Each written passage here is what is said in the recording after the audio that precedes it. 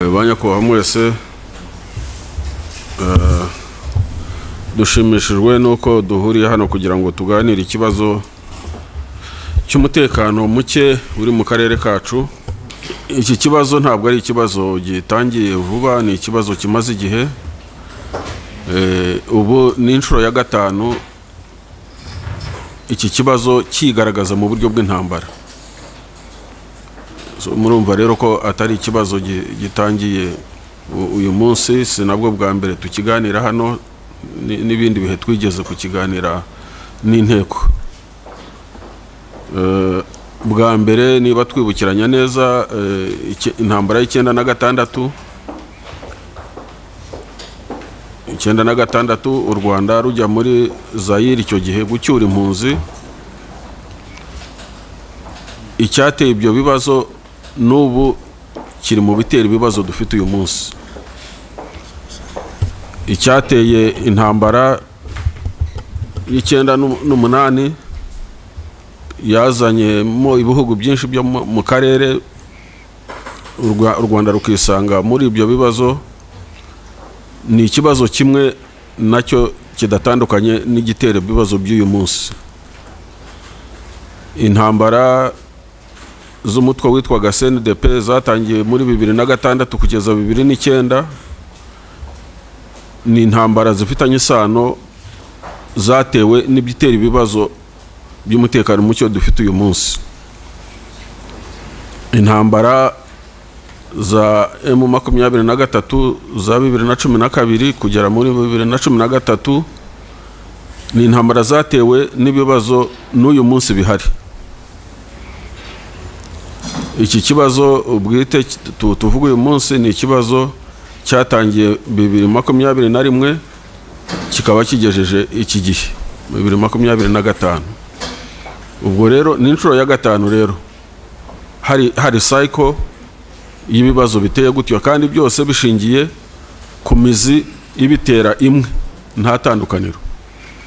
Icyo umuntu yakwibaza ni impamvu ikibazo kivuka mu myaka 30 kikaba inshuro 5 ntikibonerwa umuti, ntikibonerwa igisubizo, ahubwo kigacumbikishwa kigakomeza kivuka kandi gishingiye ku bibazo bimwe. Aho niho nicyo kibazo cya mbere umuntu yagombye kwibaza. Ariko hari abatera ibibazo, hari ababa banakwiye kubikemura, hari n'abibazo bireba. Ari icyo gihugu ibyo bibazo biturukamo, ariyo yabanje kuba Zaire, nyuma ikaba Democratic Republic of Congo. Buri gihe ibyo bibazo mu burasirazuba bwaho niho ibibazo bituruka. Icyo gihugu nicyo gihora kiri nyirabayazana. Akarere turimo ni akarere ka East Africa, ni akarere ka SADC. Ibyo bihugu usanga byose bihuriye mu kibazo, ariko turi na party ya international community. International community nayo, imiryango mpuzamahanga nayo ibifite uruhare rwo gukemura ibyo bibazo, kandi ibijyamo ikagerageza no kubikemura nubwo itabikemura neza. Akaba ari niyo mpamvu kudakemuka neza kw'ibibazo ari nayo mpamvu bikomeza bikurikirana bigaruka. Ugasanga buri gihe turi muri cycle y'ibibazo bimwe by'ikibazo kitarangira. Ubundi imizi cyangwa se root causes, imizi y'iki kibazo ishingiye ku bintu nka bitatu. Icya mbere, hari amateka y'ubukoroni. Ubukoroni bwakase imipaka y'ibihugu butitaye ku batuye ibyo bihugu. Ibice binini by'Abanyarwanda bivuga ururimi rw'Ikinyarwanda, rufite umuco w'Ikinyarwanda, baruha ibindi bihugu. Igice kimwe kijya Bugande, igice kindi kijya muri Zaire cyangwa se muri Congo. Ibyo ntibyakabaye ikibazo ubwabyo. Ubu ngubu biteye ikibazo, ariko ntibyakabaye bitera ikibazo. Impamvu bitakabaye bitera ikibazo nuko n'ibice byakase bikajya mu Bugande ariyo Gisoro nta kibazo irigira itera. Abanyagisoro ni Abagande bavuga Ikinyarwanda, bafite umuco wa Kinyarwanda, bagenderana n'u Rwanda, bashyingirana no mu Rwanda, nta kibazo bibateye, nta kibazo giteye. Ni ukuvuga ko icyo kibazo mu gihe Ubugande ubwo bufite Abanyarwanda kandi bukaba nta kibazo biteye, ntabwo byakagiteye no muri Kongo. Ariko bikaba ariho bishingiye ku buryo muri Kongo kuva muri za 60 kujya muri za 80 90 nta munsi n'umwe hatigeze habaho deba no gutera ibibazo abo Banyarwanda bavuga ko atari abene gihugu. Buri gihe ikibazo cy'ubwene gihugu kigakomera, ndetse n'abazungu barabyanditse, hari inyandiko nyinshi cyane zibivuga. Mu nama y'abakuru b'ibihugu iherutse muri Dar es Salaam, President Museveni we yarabyivugiye ati ntawe utazi ko ibice byose by'u Rwanda bambuwe n'ubukoroni, ati n'iwanjye birahari. Gisoro yaje muri mu 1910, ati n'ibice bya Kongo bya Rutshuru na Masisi byambuwe u Rwanda, ati nta muntu utabizi. Icyo ntabwo cyakabaye ikibazo. Ikibazo kiba kubera iki abantu bahora ku nkeke bikavamo ikibazo cy'umutekano mukeya. Ibyo ngibyo bituruka ku kindi kibazo cy'umuntu yavuga cy'ubuyobozi. Hari ikibazo cy'imipaka, ariko hari n'ikibazo cy'ubuyobozi bw'igihugu cya Zaire yaje kuva mu Kongo. Igihugu cya governance cy'ubuyobozi ni ikibazo gikomeye cyane ku buryo nacyo kiri mu bituma haba umuzi ukomeye cyane w'iki kibazo cy'umutekano muke mu burasirazuba bwa Kongo. Kongo kuva yaba independence, yagira independence, kuva Lumumba agiyeho akaba prime minister nyuma y'iminsi 16 gusa. Nyuma y'iminsi 16 gusa Kongo yatangiye kugira ibibazo icyo gihe. Uwitwa Moise Chombe yafashe Katanga arayikata, ashyiraho bank notes. Uwitwa Albert Karongi yakase Kasai ayigira independent, ayigira igihugu. Uwitwa Mbumba akata Kisangani. Icyo gihe Kongo icyo yakoze yiyambaje amahanga, yiyambaza mercenaries, bazana aba mercenaries bitwa Bashikaramu, Robert Shikaramu araza, aba mercenaries baraza batangira kurwanya abo bose bari bigumuye. Murumva rero iyo tuvuga uyu munsi Kongo tukavuga intambara zirimo mercenaries ntabwo muri Kongo ari abo uyu munsi. No muri icyo gihe za 60 bari bahari, baraje bararwanye muri Katanga, bararwanye mu burasirazuba bwa Kongo abo Bashikaramu, ndetse banahunga bahungiye mu Rwanda ni Kayibanda wabahaye inzira. Ubwo murumva ko ibibazo bifite imizi miremire. Kuva icyo gihe rero mu burasirazuba bwa Kongo ntabwo higeze hagira umutekano. Kuva izo ntambara zose zabayeho, harimo iza Laurent Desire Kabila muri za 60, harimo iza Che Guevara muri za 60. Icyo gihe uburengerazuba bwa Kongo bwagize imitwe yitwaje intwaro yitwa Mayimayi zikagenda zihindura isura, zihindura ibyo zirwanira bitewe n'ibihe n'ubuyobozi buhari. Ariko phenomenon ya Mayimayi ntabwo yigeze iva muri ibyo bihugu, muri icyo gihugu yashinzemo imizi. N'uyu munsi turavuga ko harimo imitwe igeze muri 250 yitwaje intwaro.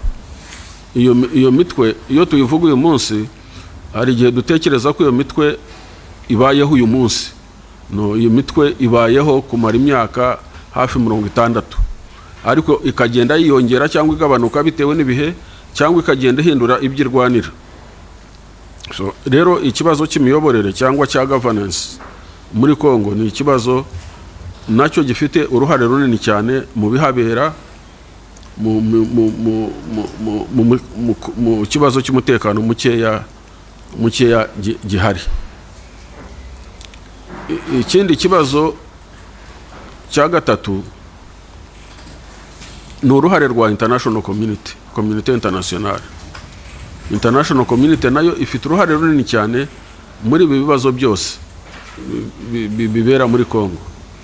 Icya mbere muri iryo kwatwa ry'imipaka, ni international community niyo yicaye Berlin 1884 ikata imipaka uko yishakiye, igabanya abantu.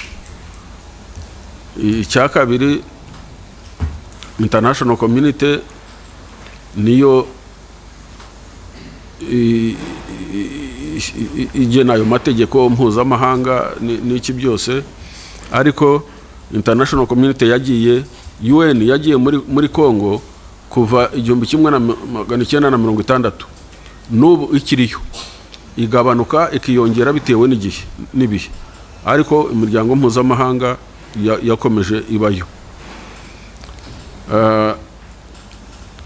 Ikindi cya kane gisembura cyangwa cyasembuye iki kibazo cyo mu burasirazuba bwa Kongo ni ikibazo cy'impunzi zari ziganjemo abasirikare n'interahamwe 1994. 1994 abakoze ubwicanyi hano mu Rwanda, abakoze jenoside yakorewe abatutsi mu Rwanda bahungiye ahantu hatandukanye. Hari abahungiye muri Tanzania, hari abahungiye u Burundi, hari n'abahungiye benshi muri Zaire. Abahungiye muri Zaire icyo gihe bahunganye ibikoresho byose by'intambara, logistics zose, ibikoresho by'intambara byose barabihunganye. Bageze muri Zaire, imiryango mpuzamahanga, mwibuke ko icyo gihe jenoside iba, Ubufaransa bwari mu Rwanda, ni nabwo bwageragezaga gufasha cyane abakoraga jenoside mu cyari cyariswe zone turquoise. Buriya zone turquoise icyo yari ishinzwe, ije gutabara XFR n'interahamwe, baje kubafasha kugira ngo babafashe babariorganize, bongere bafate umujyi wa Kigali warimo FPR. Ariko bahageze bagira ibyago, basanga hari mu kwa gatandatu 1994, basanga XFR iriho irahunga, irabanyuraho yikoreye imizigo ivangitiranye n'abaturage, babura uko bayifasha. Babuze uko bayifasha, bahitamo kujya kuyakirira muri Kongo. Baravuga bati reka tuyituze hafi y'umupaka, bizatworohere kongera kubafasha neza, kubaorganiza neza. Uko rero icyo cyemezo cya international community cy'Abafaransa, of course yuvuze international community haba harimo za NGOs zitagira ingano zishamikiye kuri ibyo bihugu, zose ziragenda zituza impunzi ku mupaka w'u Rwanda na Zaire, guhera Kabuhanga ukamanuka ukarinda ugera Kamanyora, hatari kure cyane, ikilometero kimwe, ibirometero 2, 3 se. Kibumba ho ntabwo ikilometero cyari kigeze. Impunzi izifite imbunda, izitwaje intwaro, ibibunda binini, za eta majoro, guverinoma yose uko yakabaye. Icyo ngicyo rero cyaje gisembura n'ubundi bya bibazo navuze byari bihari. Impamvu mvuga ko iki kibazo kigaragaza muri Kongo gutyo, ntikigaragaza ahandi aho abantu bahungiye Tanzania, ariko Tanzania bahungiye basanze system ya Tanzania ikora, basanze system ya CCM ikora, basanga guverinoma ikora, ku buryo abantu binjiye Rukurusumu basanga abasirikare n'abapolisi babambura imbunda, batandukanya abasirikare, batandukanya n'abasivili, ku buryo nta kibazo na kimwe cyaturutse Tanzania. Impunzi zajyanywe kure cyane, zijyanwa ahitwa Benako, zambuwe intwaro bazisubiza mu Rwanda, nta kibazo na kimwe cyahabaye. Niko byagombaga kugenda rero ku ruhande rwa Zaire, ariko ntabwo ariko byagenze. Zaire, Abafaransa, international community yafashe impunzi izivangitiranye, abasirikare n'imbunda, eta majoro n'ibibunda binini, uko byari bimeze mu Rwanda, uko babihunganye, bagenda babishyira ku mupaka. Ubwo rero uruhare rwa international community narwo ruzamo.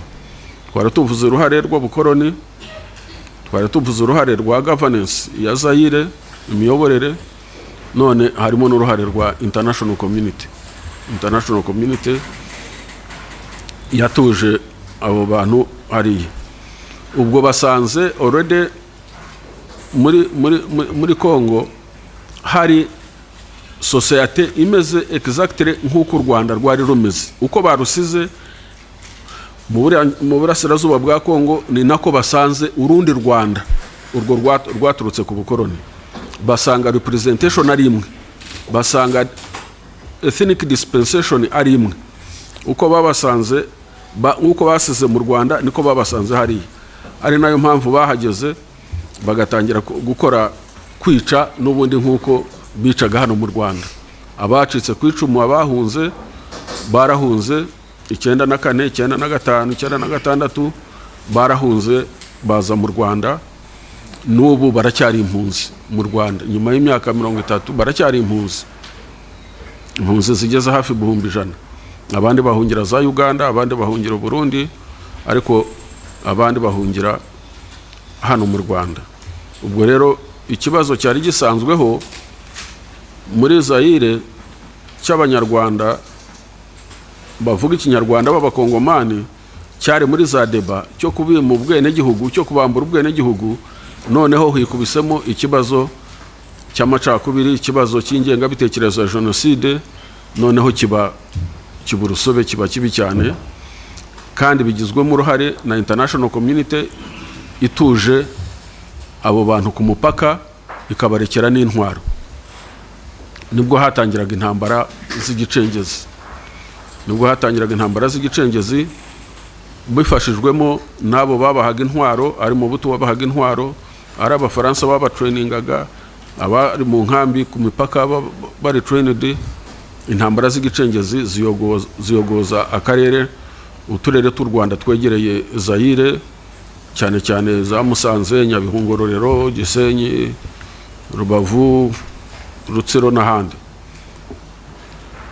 Ibyo nibyo byavuyemo intambara ya 1996, 1996. Ibi byose turabivuga kubera ko bifitanye isano n'umutekano muke uhari uyu munsi, kuko imizi y'ibibazo ni imwe. Abo bantu bambutse bageze muri Zaire 94, icyo batwayeyo batwaye ingenga bitekerezo. Rwa rwango rwari rusanzweho rwo muri Congo ruvangura bavuga ikinyarwanda, noneho hisutsemo ingenga bitekerezo ya genocide ivuye mu Rwanda. Ariko iyo ngenga bitekerezo nayo ntabwo ari ukuvuga ngo yari ivuye mu Rwanda gusa, ahubwo yari yaratangiye guhemberwa na Habyarimana afatanyije na Mobutu igihe cyitwaga Magreve sinzi uko bakita mu Gifaransa, ariko harimo ibintu bya agricole n'ibindi. Harimo ibintu bya agricole ngo ni ishyirahamwe ry'ubuhinzi gutyo, ariko ryari ryibanze cyane muri Rucuru. Ibyo ni ingamba Habyarimana yashyiragaho zo gutoteza abantu. Ubwo yari yarashyize icyo cya Magreve mu by'ukuri yari ingenga bitekerezo ya genocide. Ariko noneho 94 abahungiyeyo bagenda bajyanye ikomeye cyane, noneho birushaho kuba bibi. Intambara rero ya mbere navuze ya 1996 yabaye y'u Rwanda kujya gucyura impunzi, gutandukanya impunzi hamwe n'abitwaje intwaro, aba exfar n'interahamwe. Nyuma y'uko u Rwanda rusabye imiryango mpuzamahanga kenshi cyane, ndibuka neza ibyo biganiro byabayeho, umuryango mpuzamahanga ikatubeshya ikadushuka, bakatubwira ko bagiye gushyiraho amakoridoro ngo muri za Goma kugera za Mugunga, ngo ayo makoridoro bakazahamagarira impunzi gutaha. Ariko urebye ari nk'ibyo kudukinga mu maso, kubera ko icyo gihe abari barambutse imbunda, abari baratangiye kwinjira mu Rwanda bakora intambara z'igicengezi. Ikirwa cya Iwawa baragifashe, barinjiza za batayo zitwaga za Kagoma, ahitwa za Gafunzo muri Nyamasheke barahafasha bitwa abakoloneli rwa Bukwisi. Biba ngombwa rero ko u Rwanda rujyayo, ubwo kujyayo ku Rwanda muri 1996 byatewe n'iyo ntambara y'igicengezi. Abari bitwaje intwaro, abahabwaga intwaro, abahabwaga ibintu byose bavaga muri Zaire baza mu Rwanda gukora intambara y'igicengezi. Iyo ntambara rero yarakomeje irinda igera muri 1998. haza iyo ya kabiri nari navuze. Iya kabiri nayo icyayiteye yari continuité y'iya mbere, nta tandukaniro rihari. Itandukaniro ryari rihari gusa nuko umuyobozi witwa Laurent Désiré Kabila u Rwanda rwarafashije kujya ku butegetsi yararuhindutse, ahubwo noneho we azana ubukana mu gufasha intambara y'igicengezi. Ajya Congo Brazzaville, ajya Central African Republic, ajya za Zambia na Angola, n'aba ex-FARC bari barahungiyeyo bose arabazanya, arabakusanya, noneho akora icyitwaga Ariri ya kabiri. Yarwanaga mu burangira abacengezi bari mu burasirazuba bwa Kongo bitwaga Ariri ya mbere, akora Ariri ya kabiri, Ariri tu iza isanga Ariri ya mbere. Noneho ubukana bw'intambara y'igicengezi buba bwinshi cyane. Bubaye bwinshi nibwo u Rwanda narwo rwiyemezaga noneho guhangana n'icyo kibazo. Icyo gihe amahanga yarahagurutse kubera ko intambara yagize ubukana bwinshi cyane. Iyo ntambara yazanyemo ibihugu byinshi byo muri Afurika, muri aka karere dutuyemo, bajya ku ruhande rwa Kabila rwa Kongo. Haje Zimbabwe, haje Angola, haje Namibia, haje Chad, haje Sudan, bose bajya ku CNDD-FDD, FDR, Ariri ya mbere, Ariri ya kabiri, nizo za Mai Mai, byose bijya ku ruhande rwa Kabila. U Rwanda ruhangana nabo. Mu guhangana nabo u Rwanda rwihagararaho ku buryo intego yabo ntabwo yari itandukanye n'intego ababuyu munsi bitwa Sami DRC na Tshisekedi bari bafite. Aba bitwa Sami DRC turaza kubageraho, na Tshisekedi intego bari bafite yari yo kuzana intambara ikarangirira hano i Kigali. Ariko icyo gihe 1998 intego z'iyo koalisiyo yose navuze yarimo ibyo bihugu byose, intego yayo kwari ukuvuga ngo intambara barayisubizaho yatangiriye, ubwo ngo ni mu Rwanda, bagomba kwirangiriza mu Rwanda. So murabona ko byose bigenda bisa, ni imyaka gusa, ariko ikibazo ni kimwe, ntabwo gihinduka. Icyo gihe rero iyo ntambara yaje kurangira ari uko habaye amasezerano ya Rusaka 1999. Imiryango mpuzamahanga itegeka ko haba deployed umutwe w'ingabo z'umuryango w'abibumbye witwa MONUC iba deployed, izanwa muri Kongo mu kwezi kwa 10 1999. Ubwo hategekwa ko ingabo z'amahanga zarwanaga muri Kongo zirimo n'iz'u Rwanda zose zivamo. Icyo gihe Zimbabwe yavuyemo, Angola yavuyemo, Namibia yavuyeyo, Chad ivayo, Uganda ivayo, u Rwanda ruvayo. Icyasigayeyo kidahinduka ni FDLR. Ariri 1, Ariri 2 arizo zaje guhinduka FDLR, zo ntizavuyeyo, zo zagumyeyo. Uwo mutwe w'umuryango w'abibumbye witwa MONUC wo wagomba kugumayo kugira ngo abari wo noneho uhangana na FDLR. Ubwo urumva u Rwanda rugize icyizere cy'uko habonetse umutwe mpuzamahanga ugiye guhangana n'ikibazo cyaruteraga umutekano mukeya. Aho niho navugiraga ko uruhare rw'umuryango mpuzamahanga rwa international community ntabwo international community yakwirengagiza uruhare rwayo muri iki kibazo kiriho uyu munsi, kuko yakomeje kubigiramo uruhare kuva icyo gihe. Inanirwa icya mbere gutandukanya impunzi n'abitwaje intwaro 94, 99 iraje abarwanaga muri Kongo barwanira uburenganzira bwabo n'umutekano wabo bavuyemo, MONUSCO isigayemo ngo irahangana na FDLR, ariko ntabwo bahanganye nazo, ntacyo bakoze, ahubwo FDLR yarakomeje iriyubaka, irarecruitinga, iratraininga, ikomeza gufashwa n'ingabo za Kongo, ahubwo MONUSCO irebera.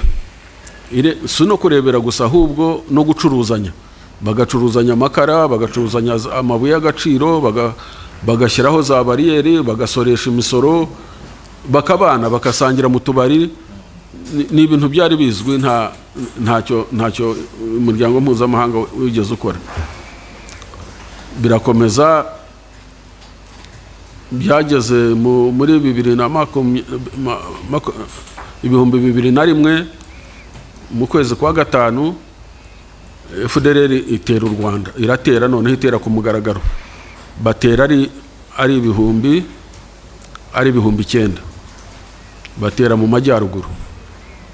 Iyo ntambara ntabwo yatinze cyane, nta nubwo abaturage bayimenye cyane bandi mu Rwanda, kubera ko icyo gitero yateye ari uko abanyarwanda bamaze kumenya ubwenge, bamaze kuba mobilize ku buryo no kuyirangiza cyane ntabwo yarangijwe mu buryo bwa gisirikare ahenshi cyane, ahubwo igisirikare cyakoranye n'abaturage.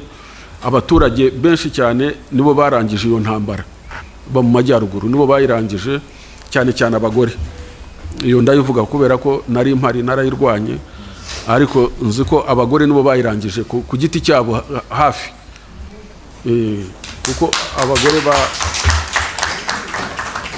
banze intambara, barayizinutswe, barayanga, bashyigikira leta, bagafata abana babo b'abacengezi baza bagera mu mago, akamuha ibiryo, yamara kumuha ibiryo akamusimbukira, agafata imbunda akayimwambura, akamuzana kuri pozisiyo y'abasirikare akamuduha 2001, cyangwa se akaza bakatubwira ati baraye hano, bari hano, cyangwa se tukabatuma, ariko bagize uruhare runini cyane.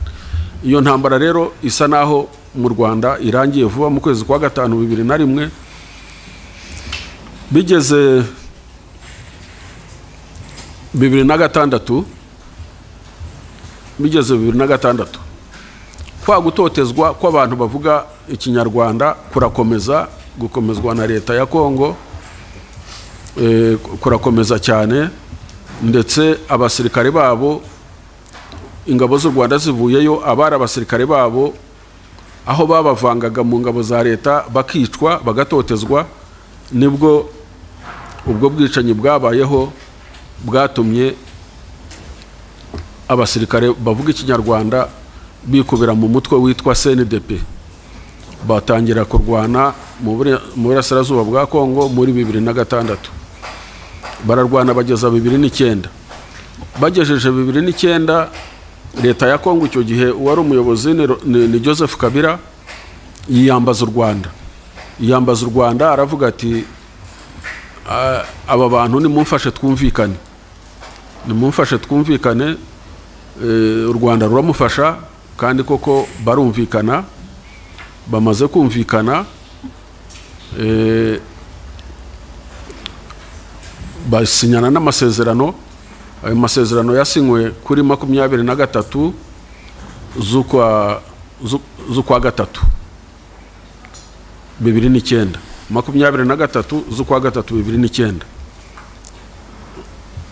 Bamaze kuyasinya, bemeranya ko bagiye kubavanga mu ngabo za Kongo, nyine barabavanga. Ayo masezerano yarakubiyemo kuvuga ngo barasubizwa uburenganzira bwabo nk'abanyarwanda bo muri Kongo b'abakongomani. Impunzi zabo ziri mu mahanga cyane cyane mu Rwanda no muri Uganda ziracyurwa zisubizwe mu byazo n'ibindi byinshi bumvikanye, ariko Kongo yamaze kubavanga ntiyagira ikikora. Itagize ikikora ahubwo abavanzwe mu ngabo barabakurikirana batangira kubica. Hari kompanye y'abasirikare, ubundi y'abasirikare b'120 hariyo bavanzwe ahitwa Isiro. Iryo joro barara bayishe yose, baratangira kubica. Batangiye kubica muri 2012 barongera baregurupa bavamo. Abasagutse batapfuye bavayo, barongera batangira indi ntambara, noneho bayita M23, Ro23 Mars. Impamvu bayise M23 nuko Ro23 23 z'ukwa 3 2009 nibwo y'amasezerano bari bayasinyanye na leta ya Kongo, ariyo yagombaga gutanga amahoro. Noneho baza muri 2012 biyita M23. M23 bivuze March 23rd. So baza rero barwanira noneho bya bindi n'ubundi, uburenganzira bwabo, gutotezwa, kwicwa, impunzi zabo n'iki. Bararwana iyo ntambara, buri ko barwanye leta ya Kongo ikabishyira ku Rwanda, kubera ko harwana abanyarwanda bavuga ikinyarwanda b'abakongomani. Kongo yo igahitamo biyoroheye ko ari ukuvuga ko ari abanyarwanda bo mu Rwanda bariho barwana. Noneho cya kibazo cy'uburenganzira bwabo n'ubwenegihugu bwabo kikaba kibi kurushaho, kuko noneho barabita abanyarwanda barwana, nta nubwo babita abakongomani barwana. Ubwo ntambara irakomeza.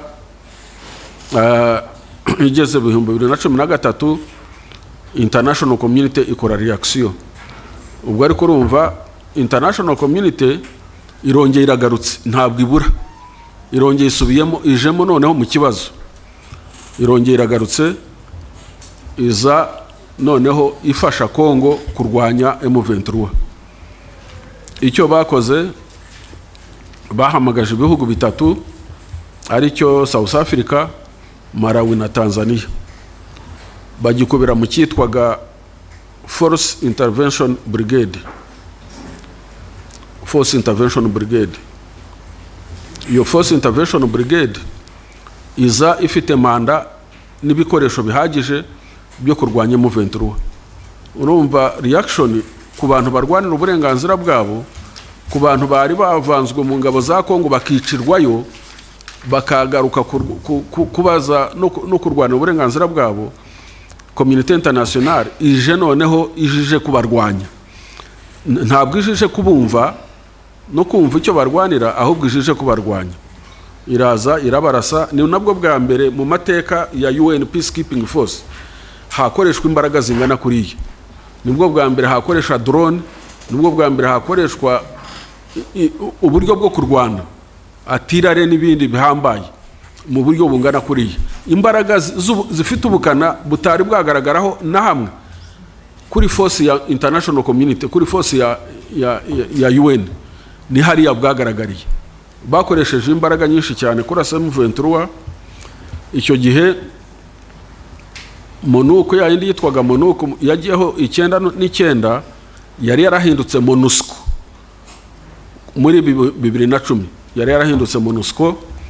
Ubwo MONUSCO nayo inshingano zayo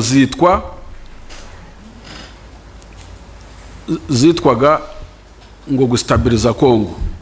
Ariko gustabiliza Kongo harimo no kurwanya interahamwe no kurwanya FDLR, ariko bakayihamanda ngo yo gufasha na FARDC, gufasha ingabo za Kongo.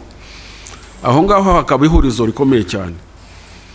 International community yahaye ingabo z'umuryango mpuzamahanga za MONUSCO bayihamanda yo gufasha FARDC, ingabo za Kongo.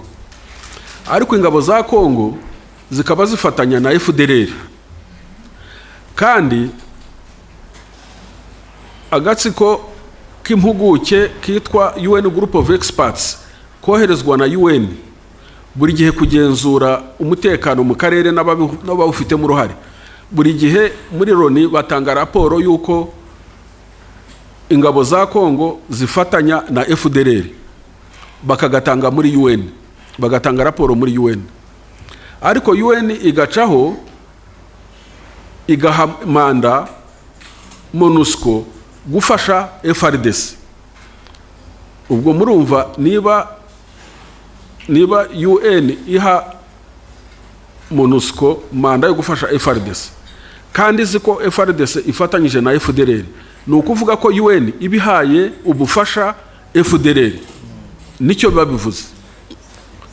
babivuze, ni ukuvuga ko international community muri iki kibazo cya Kongo iri indicted, ikwiye kuba indicted, ikwiye kuba sanctioned. Nicyo cyambere gikwiye kuba sanctioned. Ikintu gikwiye kuba sanctioned cyambere mu kibazo cy'uburasirazuba bwa Kongo muri conflict, international community ikwiye kuba sanctioned. Ntaho yabihungira, kubera ko UN Group of Experts buri gihe yatanze amaraporo menshi cyane yerekana ko ingabo za Kongo zifatanya na FDLR. Mu gihe ingabo za Kongo zifatanya na FDLR, umuryango mpuzamahanga UN igatanga mandate ikayiha MONUSCO ngo ifashe FARDC, ni ukuvuga ko ibifashije na FDLR indirectly cyangwa directly. Niko babivuze, kandi ntabwo yavuga ko itabizi kuko ni ibintu bizwi ko FDLR ifatanya na FARDC. Mu gihe rero MONUSCO ifasha FARDC kandi FARDC ifatanya na FDLR, ni ukuvuga ko bose ari abafatanyabikorwa, ari abafatanyabyaha, bose bafatanyije ibyaha. Nta kuntu rero iyo mubona international community uyu munsi n'ibihugu bigize bikomeye byihandagaza ngo biratanga sanctions, nibyo bya mbere bikwiye kuba sanctioned, kubera ko nibyo bituma FDLR itava muri kariya gace, nibyo bituma FARDC itareka gufatanya na FDLR, kubera ko bafatanya na FDLR. Iyo bafashije FARDC kandi FARDC ifatanyije na FDLR, ubwo ni ukuvuga ko na FDLR baba bayifashije mu buryo bugaragara. Nta nubwo Kongo yakwirirwa yikuraho FDLR kandi ibona international community UN yarahaye MONUSCO mandate yo kuyifasha, yo kubafasha. Nta pressure bafite n'imwe. So ubwo rero icyo gihe muri 2013 icyitwa Force Intervention Brigade cyashyizweho na Loni, cyaje kurwanya M23 ku mbaraga, kuyirasa ku mugaragaro. Barayirasa bayirusha imbaraga, icikamo ibice bibiri. Igice cya mbere kimwe kiza mu Rwanda, icyari cyobowe n'uwitwa General Bosco Ntaganda. Ubwo General Bosco Ntaganda yari yararezwe muri International Committee Criminal Court ICC, yari yararezwe ngo kubera ko yari muri Ituri. Bosco Ntaganda muri Ituri yarwaniraga abahema bicwa. Abahema nabo ni nk'abatutsi bo muri ako gace. Ideology ni imwe, itotezwa ni rimwe. So aho yarafatanyije n'abandi baho arengera abo bantu, ariko niwe watoranyijwemo wenyine. Impamvu yatoranyijwemo Bosco Ntaganda, impamvu yatoranyijwe kuregwa muri ICC, nuko ari umututsi wo muri Kongo, nta kindi yazize. Nicyo cyaha afite cyonyine, ni nacyo akwiye kuregwa. Ariko kumurega ngo yisha abantu, ibyo ngibyo ni ukubeshya. So ubwo rero icyo gice cyari kiyobona na Bosco Ntaganda kinjira mu Rwanda.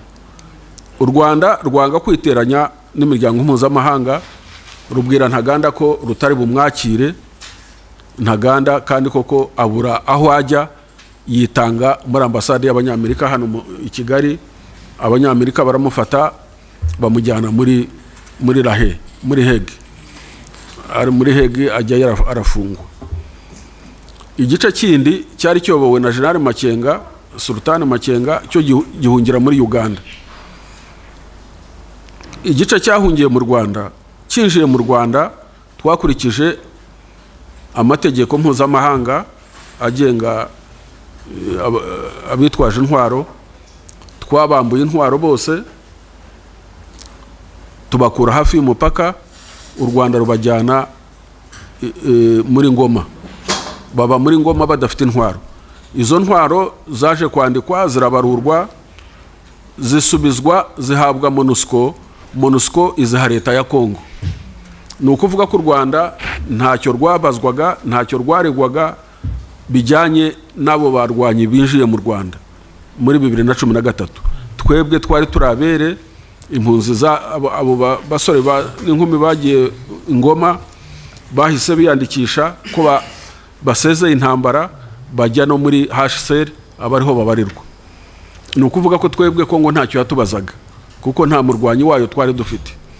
Abinjiye muri Uganda bagiye barabatwaye, bo ntibabambura n'intwaro, babashyira mu kigo cya gisirikare cyitwa Bihanga. Bihanga si kure ya hano, ni amasaha nk'abiri n'igice uvuye hano mu modoka.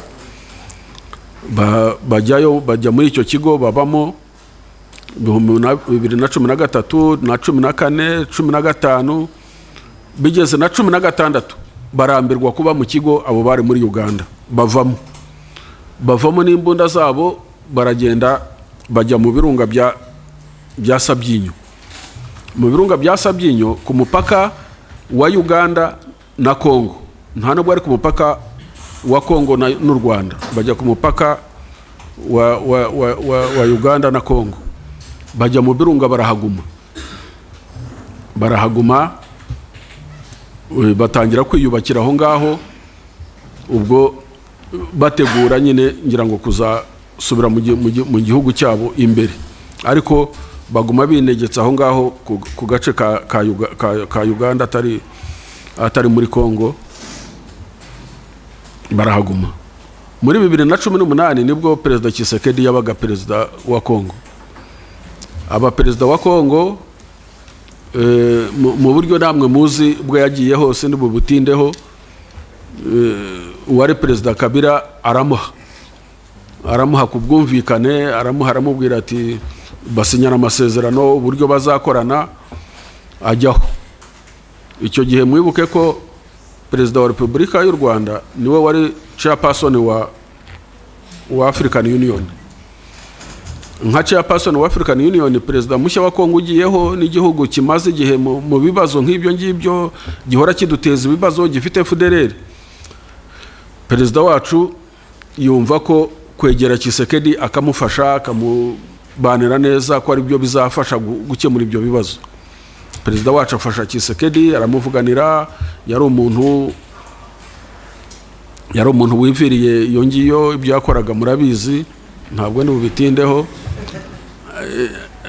Adahugukiwe cyane, atazwi cyane, atazwi he. Perezida aramuvuganira, aramwegera, yibaza ko hari icyo bizatanga, ariko ntacyo byatanze, kubera ko 2019 niba mubyibuka neza, mu kwezi kwa 10 tariki 19 nibwo umutwe wa FDLR witwa Rudurunana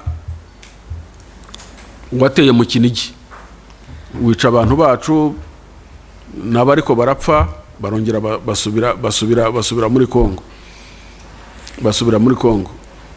Ariko n'indi mitwe guhera 2018, imitwe ya FDLR inyura mu majyepfo yitwa FRN, ituruka mu majyepfo, irasa muri Nyungwe, irasa za Nyabimata, irasa amamodoka muri Nyungwe. Kuva icyo gihe ni byinshi cyane. Iyo ubaze umunsi ku munsi, usanga kugeza kuva 2018 kugeza 2022 bari bamaze kurasa mu Rwanda inshuro zigeze 20. Nuko bihera ku mupaka, kubera ko u Rwanda ruhora ruri ku mupaka, ntabwo rujya rukuraho abasirikare barwo. Ariko ibibazo byabaye muri Nyamagabe, muri Nyaruguru, Nyabimata, byose murabizi n'ibibazo bya Kinigi. Ubwo rero intambara iyi ngiyi turimo ya movement ugiye ivuga iki gihe ijya gutangira, Tshisekedi yaje ari perezida w'u Rwanda, ari perezida wa Uganda, bamubwira ati nyamuneka aba bantu dufite reba uko bacyura, reba uko urangizanya nabo ibibazo. Baramwinginga ndetse n'amadelegasiyo araza menshi cyane. Hari amadelegasiyo yaje hano 2019 mu kwezi kwa 10, banasinyana n'amasezerano n'abari Kibungo, abo Tshisekedi yohereje basinyana amasezerano, harimo umujenerali witwa Kahimbi n'abandi, basinyana amasezerano ko bakwiye gutaha, bagataha mu gihugu cyabo. Turategereza tukajya twishyuza aba bantu mwasinyanye nabo amasezerano bazataha ryari, ngo twabuze bije, ariko tuza kumenya ko batabashaka. Kutabashaka ni cya gitekerezo cyo kuvuga ngo n'ubundi aba bantu saba Kongomani n'Abanyarwanda nibagumi wabo baratashye. Bije ntibaza. Ubwo ariko na Uganda nayo irasunika kugira ngo batware abantu babo, kuko usibye abo bari mu birunga baze n'imbunda bari mu birunga, hari n'abandi bagumye mu nkambi. Uganda igera aho ngaho yohereza delegasiyo yabo, ibohereza Kinshasa. Bamara amezi 18 bari mu hoteli, nta muyobozi n'umwe wigeze ubabona. Ubwo n'abari Uganda, ubwo bariho bose harimo kugerageza gutaha no kuvugana na Tshisekedi, kubera ko ari umuperezida mushya, wenda baratekereza ko yazana ibitekerezo bishya. Bageze aho bararambirwa, nyuma y'amezi 18 bava Kinshasa baragaruka, baraza bajya muri Uganda. Basubiriye muri Uganda, ubwo biragaragara ko byananiranye ibyo gutaha iwabo. Bigeze muri 2021,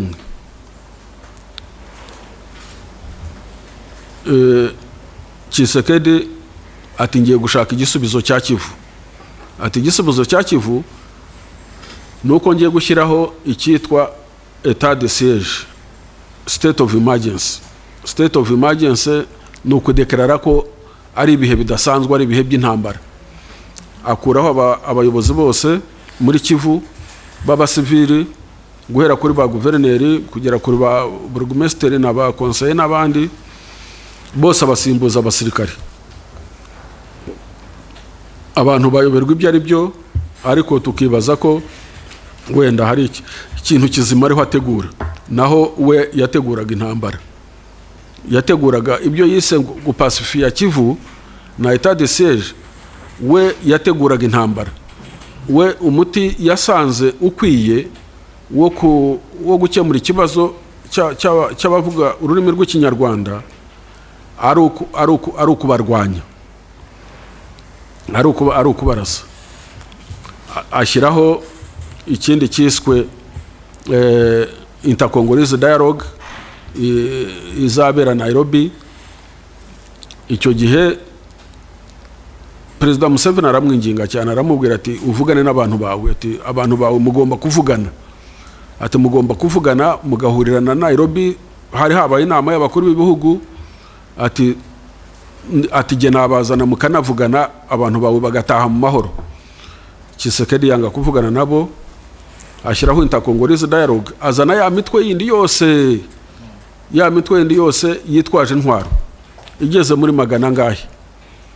Kandi iyo mitwe yose ni imitwe ya leta. Abo bose bitwaje intwaro bose basamikiye kuri leta.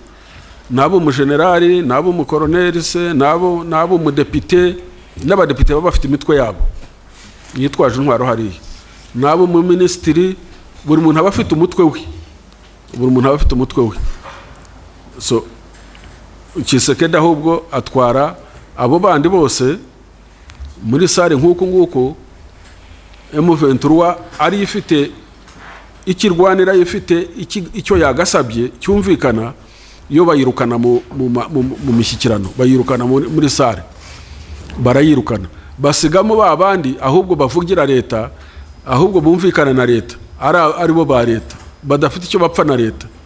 Kandi koko byaje kugaragara ko ari aba leta, aho babahinduriyemo umutwe umwe witwa Wazalendo, ahubwo ukaza uje gufatanya na leta, n'ubundi bari aba leta, leta ntacyo yavuganaga nabo. Ubwo rero M23 bayirukanye muri leta, bayirukanye muri leta, amini bayirukanye muri sare, bayirukana mu mishyikirano ya Nairobi. Ubwo M23 nibwo yatangiraga kurwana Bunagana, itangira kurwana Bunagana. Aho yatangiriye kurwana ntaho hahuriye n'u Rwanda. Bunagana murayizi, ni nyuma ya biriya bisozi bya Sabyinyo, ni ku mupaka wa Uganda na Congo, nta nubwo hegereye iwacu na gato. Batangira kurwana aho ngaho Bunagana, batangiye kurwana, Tshisekedi na leta ye batangira kuriga u Rwanda, ahubwo bakariga u Rwanda kandi intambara itaraturutse mu Rwanda, intambara itarwanirwa no hafi y'u Rwanda. Batangira gutunga agatoki u Rwanda, batangira kuriga u Rwanda. U Rwanda rurabihorera, imirwano irakomeza. Noneho Tshisekedi atangiye kurwana na M23, icyo yakoze kwari ukuzana FDLR, abariyo azana, abari yashyira imbere, abari yashyira ku mbunda zikomeye, arayactiva, noneho arayizana, atangira gukoresha FDLR. Uko azanye FDLR, aho kugira ngo barase M23 Bunagana, ahubwo FDLR n'ingabo za Kongo imbunda bazereka mu Rwanda, bazitunga mu Rwanda. Muri 2022 mu kwa gatatu, imbunda bazitunga mu Rwanda, barasa mu Kinigi. Urumva bararwana Bunagana, intambara yatangiriye Bunagana, ntiyatangiriye hafi y'u Rwanda, ariko bagiye gukora reaction, barashe mu Rwanda mu 2022 mu kwezi kwa gatatu, barasa mu Rwanda. Icyo gihe habaho kwihaniza, perezida wacu yihaniza Perezida Tshisekedi mu nama y'abakuru b'ibihugu i Bujumbura, Nairobi n'ahandi, aramubwira ati hehe no kurasa mu Rwanda, intambara ntabwo yatangiriye mu Rwanda, u Rwanda si rwo rwatangiye intambara, ntabwo yatangiriye no ku mupaka w'u Rwanda, ntaho duhuriye n'iyi ntambara, utongera kurasa mu Rwanda. Tshisekedi mu kwezi kwa gatanu arongera arasa mu Rwanda, arongera arasa mu Rwanda. Bigeze mu kwa gatandatu nibwo twiteguraga 2022, nibwo twiteguraga kwakira inama ya CHOGM. Inama ya CHOGM nibwo twiteguraga kuyakira, ibura y'icyumweru kimwe. Tshisekedi abajenerali be baramubwira bati twebwe turiteguye bihagije ku buryo twarasa u Rwanda, inama ya CHOGM ikasanga turi mu Rwanda twahageze ntinabi. Icya kabiri akaba ari wowe ubaye grand president wa Congo, ugiye gufata u Rwanda ukamanika idarapo y'u Rwanda muri Kigali. Abyemera gutyo kandi abyumva gutyo, abyumva ko bishoboka, abyumva ko bishoboka, yumva ko bishoboka ko yafata u Rwanda, abishyiramo umurego. Tugiye tubona intambara, ahubwo Tshisekedi aho kuyerekeza aho yaturutse, aho kurasa abo yarwanaga nabo, ahubwo intwaro zose n'intambara arayerekeza mu Rwanda. Aranabivuga ko agiye kurasa mu Rwanda, agiye kurasa u Rwanda. Icyo gihe urumva barashe mu kwa gatatu, barashe mu kwa gatanu, barashe mu kwa gatandatu, n'indege zitangiye kuvogera ikirere cyacu. Ubwo arabona ko n'indege zaje zica hejuru ya Gisenyi, mwarabibonaga. Uko nuko deklarara intambara ku Rwanda. U Rwanda rero nyakubahwa Perezida wa Repubulika afata icyemezo cyo kuvuga ngo ntabwo nakwemera igihugu cyanjye kuguma kuvogerwa gutyo no kuraswa gutya, reka nkore icyitwa defensive measures. Ntabwo ngiye gutera Kongo, ntabwo nshaka gutwara intambara muri Kongo, ariko ndafata defensive measures ziproteja igihugu cyanjye ku buryo ntawongera kukirasamo. Nuko yabikoze, yakoze icyo cyemezo cyiswe defensive measures. Ni ukuvuga ko umwanzi kumwigiza hirya ku buryo atakurasira mu gihugu, cyangwa se ukaguma ucunganye nawe, wabona agiye kubikora ukava ku mupaka wawe ukagenda ukamubuza ukagarukira hafi.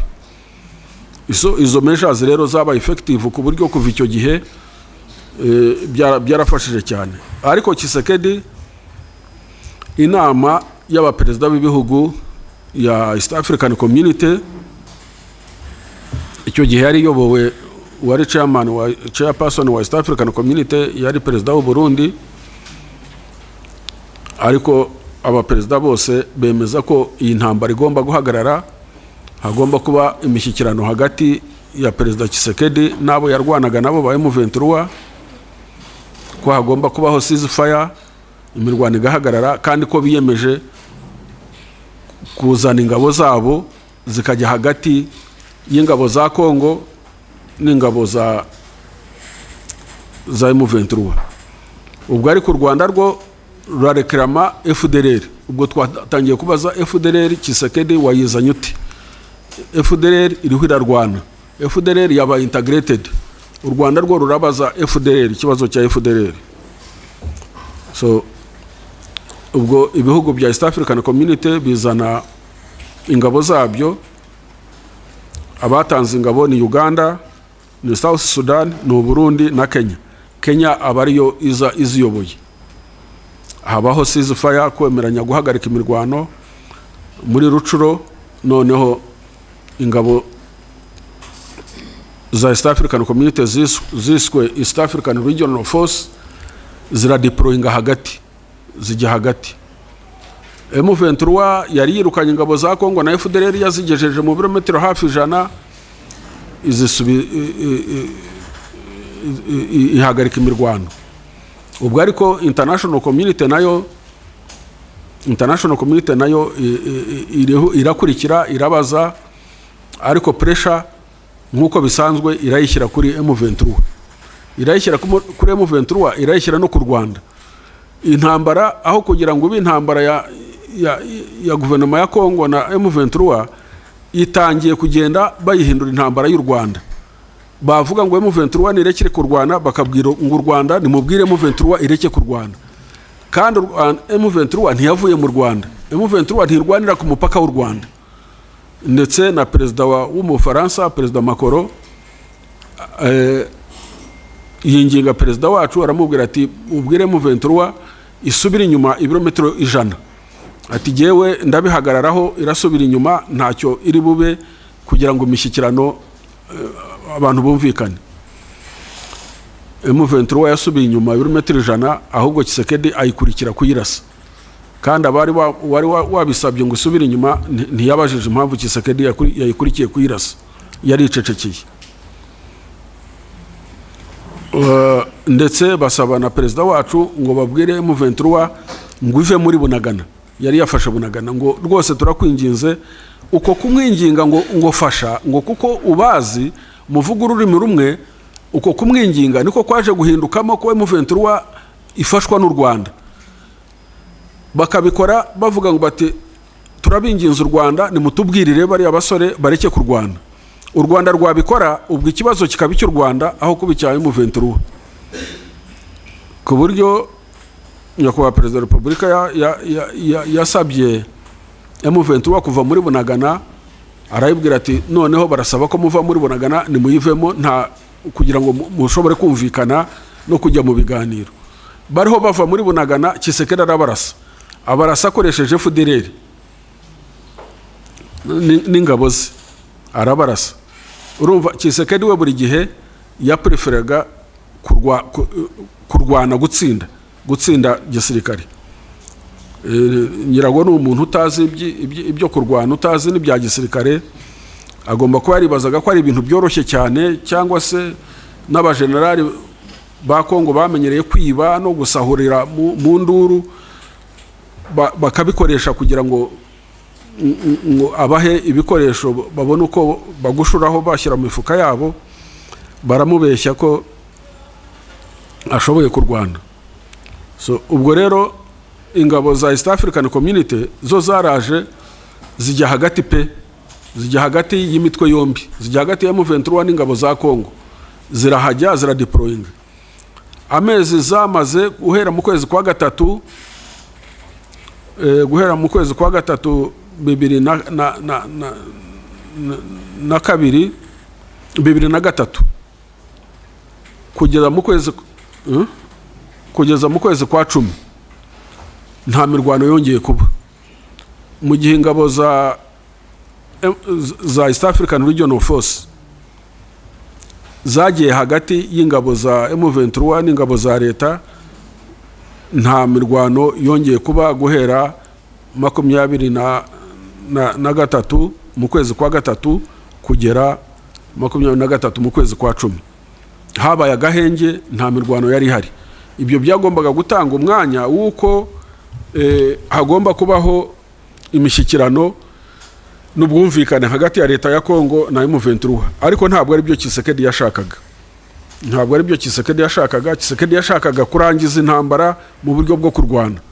Icyo yakoze yahereye ku Burundi. Agiye ashaka perezida w'u Burundi, nta umenya uburyo yakoresheje, ariko dukiye ku buryo bubiri. Uburyo bwa mbere yakoresheje uburyo bwa mwaye, uburyo bwa quelque chose, niko dutekereza. Kuko nta kindi, nta kuntu wakwibaza ukuntu umuntu yari chairman wa East African Community. East African Community ya deploying ingabo zagiye hagati y'abarwana kandi zabikoze neza. Arangije tugiye tumva iza yazikuye muri East African Community, ahubwo yazishyize ku ruhande rwa Kongo kugira ngo irwane. Uko byagenze buri muntu wese yabyibaza niba atari quelque chose, ariko cyane cyane icyarimo kiremereye cyane ni intambara y'ubwoko. Ni intambara ya ideology, ni intambara ya ethnicity. We yagiyemo aje kurwana intambara y'ubwoko. Nicyo cyumvikana, kuko n'ingabo ze yazanye n'imbonerakure n'ibindi byose. So ubwo Burundi bwikuye muri East African Community, mu ngabo za East African Community, bwishyize ku ngabo za DRC kurwana. Urumva uwari chairperson wa East African Community uwari warafashe icyemezo kimwe n'abandi ko hagiye kuba ceasefire, hagiye kuba inzira y'amahoro, ni nawe noneho ufashe ingabo ze azikura muzatangaga amahoro azishyize muzirwana. Ntabwo byumvikana. Aho ngaho niho ikibazo cyabereye Rudobi. Abarundi baje kurwana intambara ya ideology, ya genocide, kandi baje muri coalition ya FRDC iri mu FDLR. Ubwo urumva abarundi baje gufatanya na FDLR. Ubwo intambara, cya kibazo cy'u Rwanda twigizagayo ko avuga ngo turakora defensive measures, ubwo menace cyangwa threat yari kuri iyi level, izamutseho indi level, menace irazamuka. Ubwo abarundi baraje, Tshisekedi ageze aho asaba ingabo za East African Community kumurwanirira.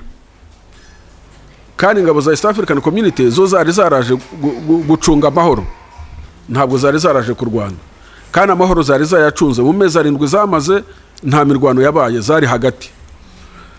Ndetse yagaragaye no kuri video rimwe mu Bujumbura mu nama y'abakuru b'ibihugu, amenasa umuyobozi mukuru wari uyoboye izo ngabo za East African Community w'umunyakenya, amumenasa amutuka ngo kuki atarwana. Tshisekedi ageze aho ngaho, ingabo za East African Community azirukana ku butaka bwe. Ubwo ariko icyo nacyo mu gisesengure neza, Tshisekedi na Congo DRC ni members ba East African Community. Icyemezo cyafashwe cyo kudeployinga ingabo za East African Community cyafashwe n'abakuru b'ibihugu ba East African Community, nawe ni member wa East African Community. Icyemezo cyafashwe n'abakuru b'ibihugu agihinduye wenyine, ingabo zirukanye ku giti cye wenyine, ntababajije ntababwiye, arabirukanye. Aho ngaho naho iyo abantu basesengura na international community yiza kuvuga isakuza, ibyo ngibyo byose irabyirengagiza ntabyivuga. Tshisekedi yirukanye ingabo za East African Community, zose ziratashye, zirahambiriye, ziragiye. Abagande baragenda, South Sudan iragenda, Kenya iragenda, abarundi bo baca ruhinga nyuma bisangira. Ingabo za Kongo bahinduye umwambaro, wa mwambaro wo gutanga amahoro barawuhinduye, bagiye mu mwambaro wo kurwana. Impamvu yo kurwana ubwo mwayumvise ni genocide ideology, ni quelque chose, ni ibyo byose, nta kindi. So ubwo rero Tshisekedi arwanisha abo ngabo, arwanye M23 handi bari barayirukanye, barayishubije inyuma, irahamukura, ahubwo iramusunika imwigiza imbere. N'abarundi barananirwa, imwigije imbere. Tshisekedi ajya gushaka andi maboko, ajya mu bazungu, ajya gushaka mercenaries, abacanshuro bava muri Romania, ngira ngo muri Georgia, Ubufaransa, sinzi n'ahandi, ariko abenshi bari aba Romania. Ashaka abacanshuro. Nkuko nabibabwiye, phenomenon y'ubucanshuro muri Congo ihera muri za 60. Ni phenomenon ihoraho. Iyo bagize ikibazo bitabaza ibindi bihugu cyangwa se bakitabaza abacanshuro. Wari wabona abantu badahindura ibyo wakoze muri 60 ukabikora muri 25. Muri 60 bahamagaje abamoroko, bahamagara abacanshuro. Abamoroko nibo bagiye kurwana muri Katanga, abacanshuro ba Shekaramu nibo barwanye muri za Kisangare no muri burasirazuba bwa Kongo. No muri 25 uracyahamagaza ibihugu kukurwanira, uracyahamagaza n'abacanshuro. Abacanshuro bananiwe muri za 60 bashobora muri 25. Ubwo azana abacanshuro biyongera ku Barundi, bararwana, M23 irabasunika. Ubwo FDLR yose barayizanye, baratraininga. FDLR iratraininga, mumenye ko FDLR traininga. Hari abibaza ngo FDLR ngo imbaraga za FDLR ziri hehe? Imbaraga za FDLR ziri muri ideology, ziri muri ideology yayo. Uko baba bangana uko ariko kose, mu gihe ideology yabo iri ya genocide ideology, ntabwo wavuga ngo nta mbaraga bafite. No, genocide ideology nubwo yabifitwe n'umuntu umwe cyangwa babiri, baba bari dangerous, baba bifite ubukana bukomeye cyane. N'abayitangiye muri za 50 bukara gatsiko k'intiti zitageze muri 6-7, ariko 94 miliyoni zishe zindi. So ntabwo rero wavuga ngo FDLR. Ubwo Tshisekedi azanye FDLR, azanye Abarundi, azanye mercenaries. Ageze aho asanga intambara atari bushobore kuyijyana aho ashobora kuyijyana, kubera ko za defensive measures ntabwo zirimo kumwemerera.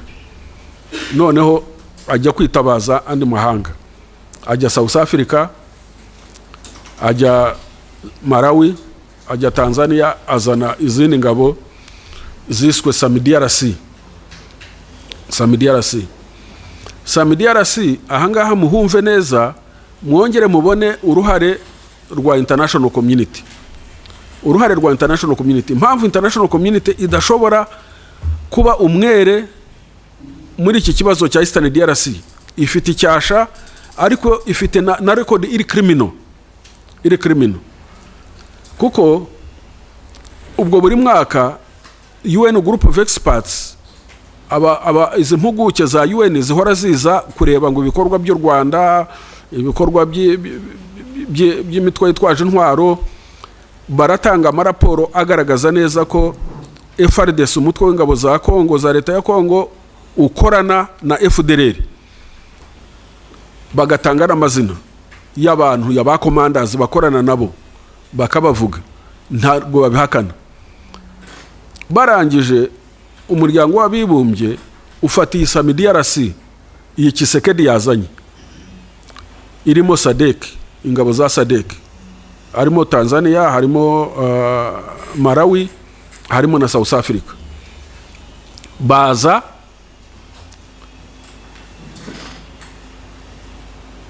bahabwa endorsement na UN Security Council. UN Security Council iha uburenganzira MONUSCO bwo gufasha Sami DRC technically and logistically.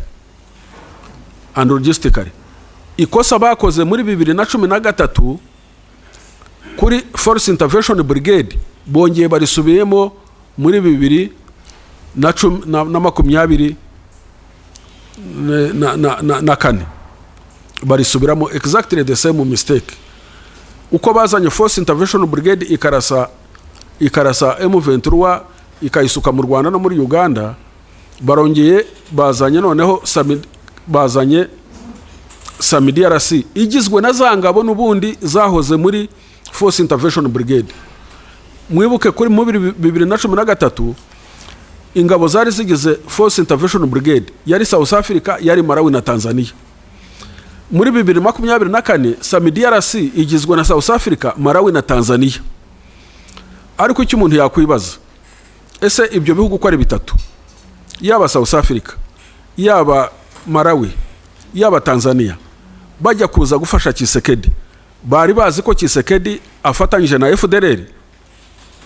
Icyo umuntu yakibaza ni yes, bari babizi. Ntabwo kuko ni ibintu byavuzwe, u Rwanda rwarareze, mu nama rwarareze, mu nyandiko rwarareze, muri UN rwarareze, ahantu hose.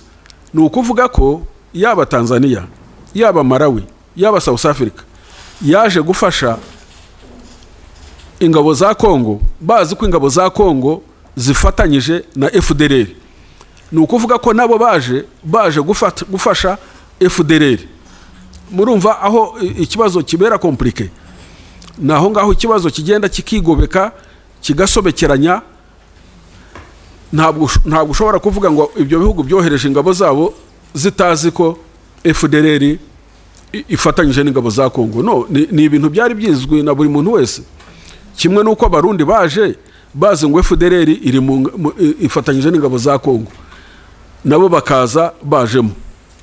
So mu gihe rero Sami DRC ije, MONUSCO cyangwa UN igaha MONUSCO mandate yo kuyifasha technically and logistically, kandi baje gufasha ingabo za Kongo, kandi ingabo za Kongo zifatanyije na FDLR, ya level ya threat, ya level ya menace, ya level y'umutekano muke y'u Rwanda yari wenda kuri iki gice, ubu ngubu irazamuka igera hejuru, kubera ko no muri iyo minsi yaba Perezida Tshisekedi inshuro zigeze muri 3 yavuze ko intego ye ari ugukuraho leta y'u Rwanda.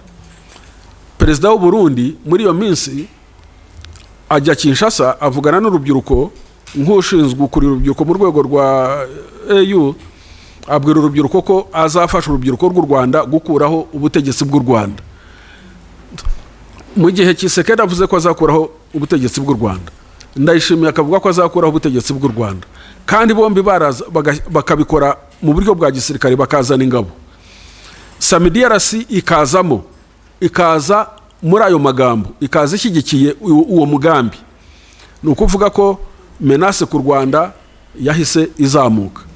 Uko yazamutse ni nako u Rwanda ruzamura defensive measures. Icyo gihe u Rwanda ruba rufite uburenganzira bwo kuzamura defensive measures, kwirinda bihagije. U Rwanda ntabwo rwigeze n'umunsi n'umwe rutera Kongo. U Rwanda ntabwo rwaje n'umunsi n'umwe rutera igihugu cya Kongo. ntabwo rwigeze rufata umugambi wo kurasa Kongo, rwafashe umugambi wo kwirinda defensive measures, kwidefanda, kuvuga ngo aba bantu bafashe umugambi wo gutera u Rwanda, bakanawuvuga, bakawugaragaza, bakawushyira no mu bikorwa. Reka dufate ingamba zo kwirinda. Ubwo intambara barakomeje, M23 Tshisekedi uko ayirasa ngo arashaka kuyitsinda, ahubwo ikamutsinda. Mu ntambara bigenda biti? Mu ntambara ku rugamba urapanga gutera umwanzi, uwo witwa umwanzi wawe. Iyo umuteye ntumutsinde, ahubwo akagutsinda, utakaza naho waruri. Nuko urugamba rugenda. Iyo nteye nkaha ngaha ndi uturutse aho ngaho, nkabona ko aho wari wapanze kunterera niho haguha avantage, icyo gihe iyo nteye nkagutsinda, ndahagukura kugira ngo utazongera kuhakoresha kuntera. Ubwo ngubwo ukagenda nawe utakaza. Nuko Tshisekedi yagiye atakaza, M23 igenda ifata ahantu hanini. Ubwo reaction ya international community ni yihe? Reaction ya international community, kubera M23 gutsinda, ntibabona M23 ikibazo bagihinduye icy'u Rwanda. Mukurikirane neza ukuntu ikibazo cyaje guhinduka icy'u Rwanda. Iki kibazo cya M23 ntikigeze kiba icy'u Rwanda, ariko ku ngufu bagihinduye icy'u Rwanda, bakigira cyo. N'uyu munsi iyo bafata ibihano, haba mu banyamerika, haba mu European Union, iyo bafata ibihano, bafata ibihano nkaho ari ikibazo cy'u Rwanda. Bakigize ikibazo cy'u Rwanda ku ngufu, kandi u Rwanda ari rwo rwaterwaga, ari rwo ruhagaze ku mipaka yarwo kugira ngo rudaterwa. M23 kugira imbaraga byabaye icyaha ku Rwanda. Ku bwabo ntabwo M23 ikwiye kugira imbaraga. Wavuga ikibazo cya FDLR bakagitrivializinga, bakashaka kucyoroshya. Gushaka kucyoroshya ni ukugira ngo kigumeho. FDLR yafashwe nk'igikangisho ku Rwanda, yafashwe nk'igikangisho, na international community ntishaka ko FDLR ivaho, kuko nicyo cyonyine baba bafite.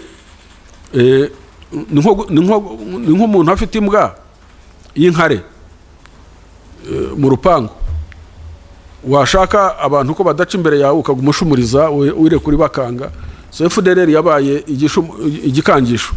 International community irayipreserving, irayiproteja kugira ngo bahore bayishumuriza u Rwanda ruhore rucecetse.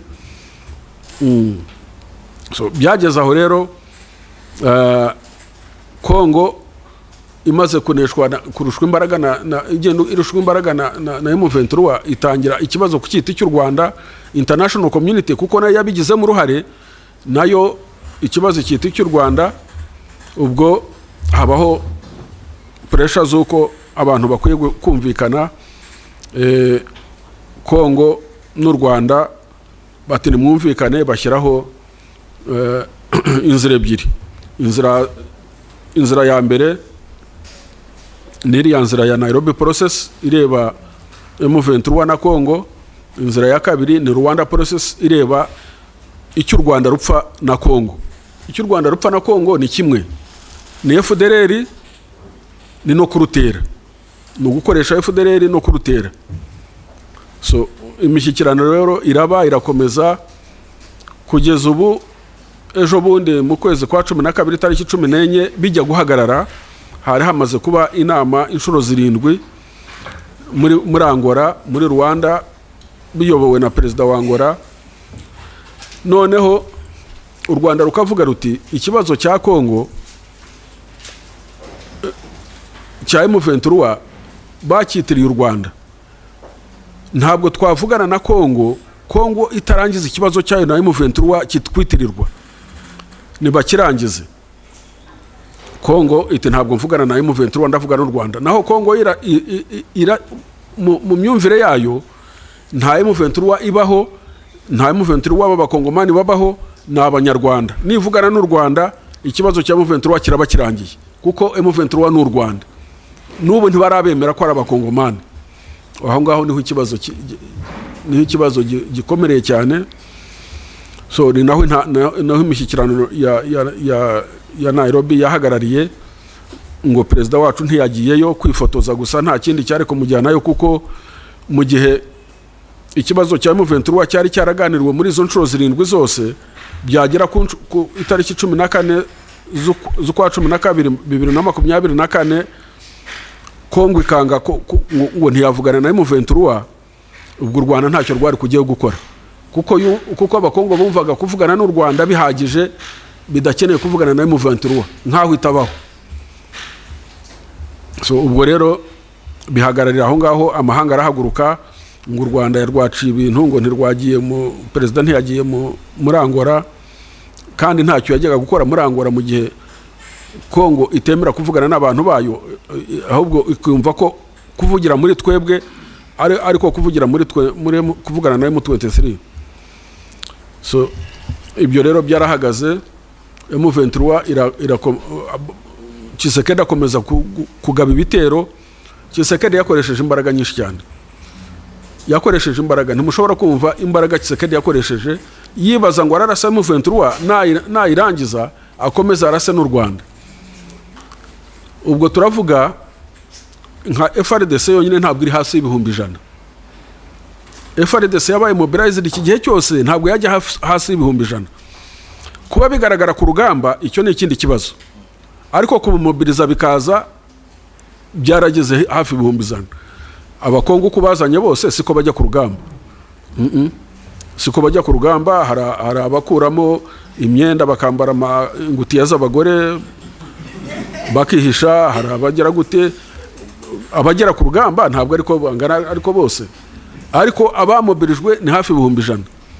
Washyiraho SAMIDRC ibihumbi 4,800, washyiraho mercenaries bavugaga 800, washyiraho FDLR ihorere hagati y'ibihumbi 2 na 3. Abarundi bohereje batayo 19, batayo imwe ibamo 600, bohereje batayo 19, ubwo utashyizemo imitwe y'imbonakuri. Wazarendo ntabwo bari hasi y'ibihumbi 50. Murumva ibyo bintu byose uko bingana. Washyiraho ibikoresho bya gisirikare byazanwaga na SAMIDRC, indege zarashombaga buri munsi, wibazaga ikibuga cya Goma wibazaga ko ari Gatwick yo mu Bwongereza, kuko indege yabaga imanuka indi izamuka gutyo. Ibikoresho byinshi cyane mwarabyiboneye ibyafatiwe hariya. Biriya ntabwo ari ibikoresho byo kurwana na M23, ni ibikoresho byagomba kurasa u Rwanda. Naho byari biri, naho byarebaga na positioning yabyo ni hariya ibirometero 4-5 ku mupaka w'u Rwanda, kuri airport, byose bireba mu Rwanda.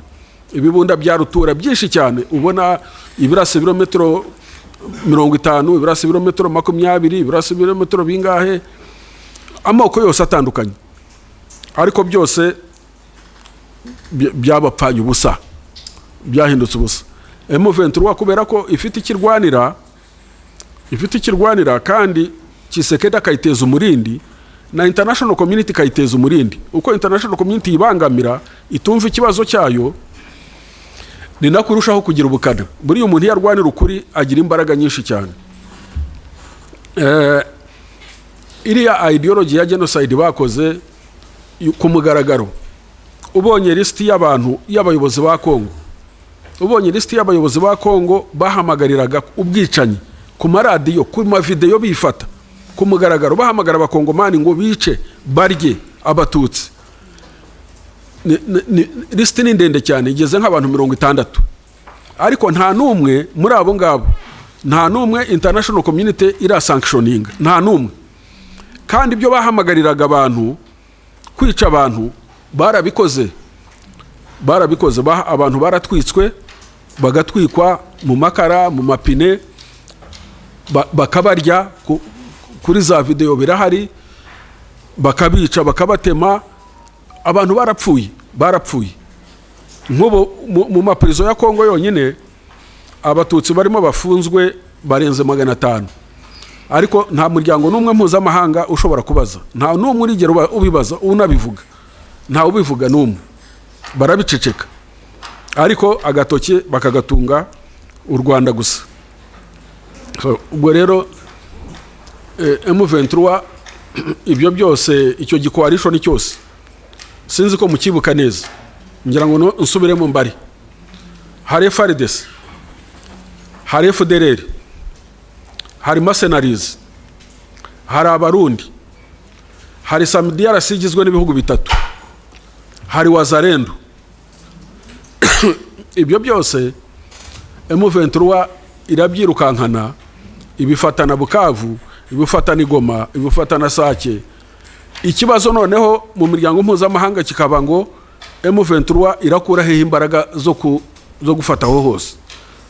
Imbaraga irazikura mu burenganzira bwabo, irabikura mu kababa rifite, irazikura mu gutereranywa mu gihe batereranye, irazikura mu uko bari badafite icyo barwanira. So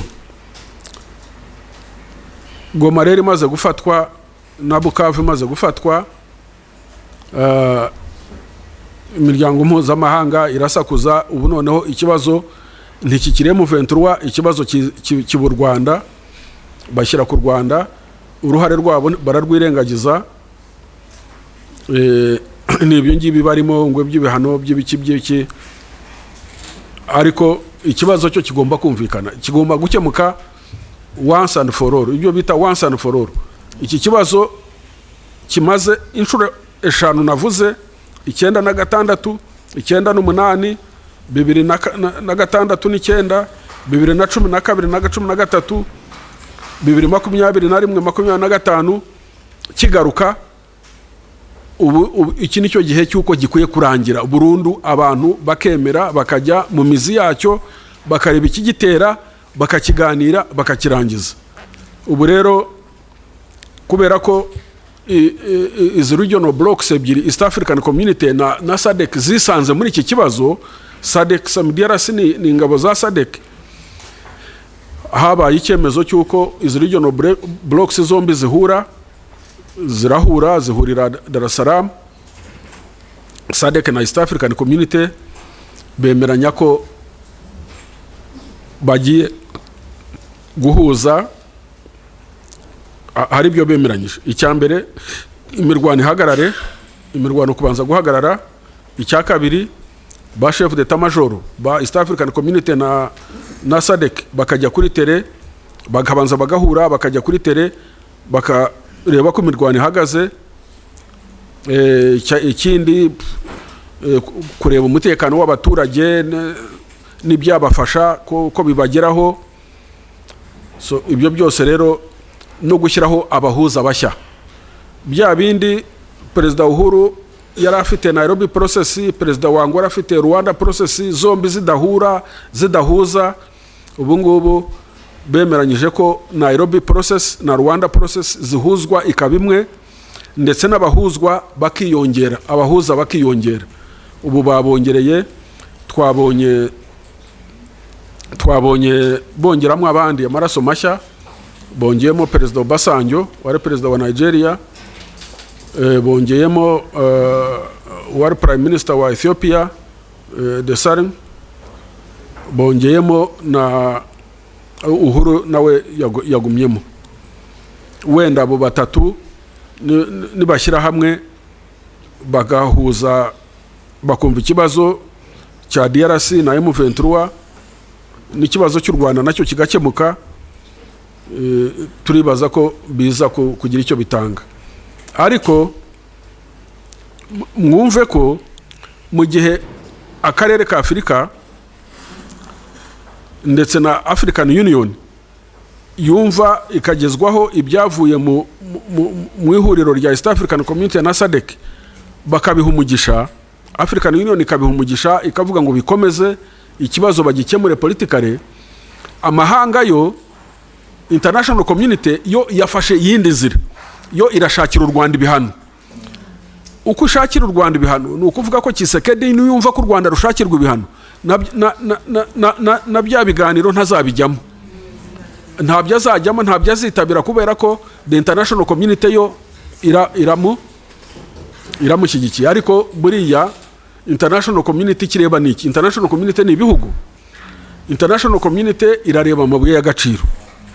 Tshisekedi aririrwayo arababwira ati ndabaha ibyo mukeneye byose, ndabaha amabuye y'agaciro, mwebwe ni mukandamiza u Rwanda gusa nta kindi, ni murego u Rwanda, ni musanctioning u Rwanda. Ariko aya mabuye y'agaciro bazayarwaniramo bose, uragira ngo bazayagira namwe amahoro? Bose barayashaka, ari abanyamerika barayashaka, abashinwa bo bayagezemo kera, bazayarwaniramo still. Nta gishya kiri, nta gishya bazazana. So ubu rero international community iracyakora the same mistakes yakoze n'ikindi gihe. Jewe ikibazo cya Kongo kutarangira, ikibazo cya Kongo kutarangira kuva cyatangira, uruhare 80% ni amanyanga ya East Africa ya international community. International community ifite mu ruhare rukomeye cyane, kubera ko kandi si ukuvuga ko ibitazi ukuri bikuzi, ariko barakwirengagiza, bakwirengagiza nkatwe rero nk'abanyarwanda, nk'abadepite. Abadepite ibi byose ntabwo ndi umutwe wa politike, ariko genda bafata nk'abadepite mwese, ni inteko yacu n'abavugizi n'abakuriye imitwe ya politiki. Ibyo ari byose, buri mutwe wa politiki ufite abadepite, ufite inteko, niyo duhuriraho, tukongera tugahurira muri guverinoma. Uko duhurira muri guverinoma rero tugahurira no mu nteko, ni ukuvuga ko tugomba gusobanukirwa urugamba uko rumeze. Icya kabiri, tugomba guharanira kwigira, kuko abo bose icyo bakangisha ni imfashanyo zabo niki. So twebwe rero dukwiye kureba ibyo dukora byose tukabasara tugamije kwigira. Niba proje zihari zirakorwa neza, ubuhinzi burakorwa neza, ibicuruzwa biracuruzwa neza, turi mu nzira nziza kugira ngo tugane mu kwigira, aho guhora gusa buri gihe tugaraguzwa agati. So kwigira nicyo cyonyine, niyo ntwaro dufite.